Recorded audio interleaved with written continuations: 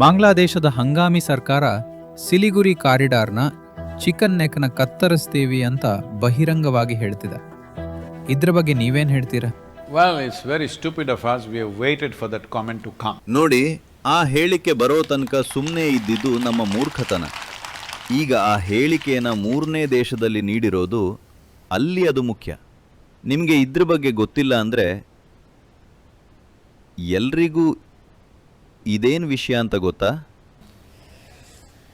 ನಮ್ಮ ಭೂಪ್ರದೇಶದ ಒಂದು ನಿರ್ದಿಷ್ಟ ಭಾಗ ಬರೀ 22 ಕಿಲೋಮೀಟರ್ ಅಗಲ ಇದೆ. ಒಂದು ದೇಶನ ಮರುಸೃಷ್ಟಿಸೋ ರೀತಿ ಇದಲ್ಲ.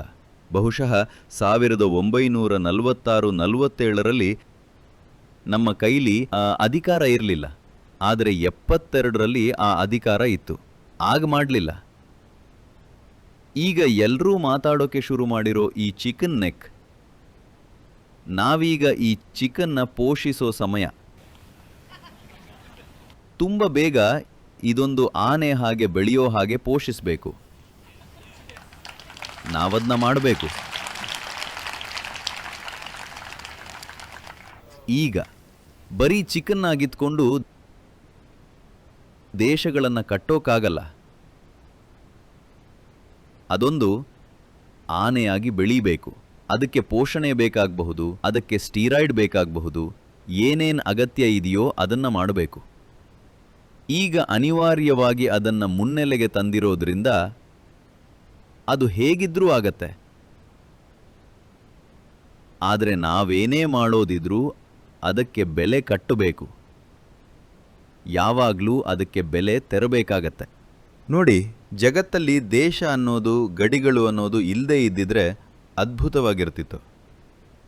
ಈ ಸುಂದರವಾದ ಭೂಮಿನ ಬರ್ತ್ಡೇ ಕೇಕ್ ಥರ ತುಂಡುಗಳಾಗಿ ಕತ್ತರಿಸಿ, ಇದು ನನ್ನದು, ಇದು ನಿಮ್ಮದು ಅನ್ನೋದು ಹುಚ್ಚುತನ. ಆದರೆ ನಾವು ಅಸ್ತಿತ್ವದ ಆ ಹಂತದಲ್ಲಿದ್ದೀವಿ.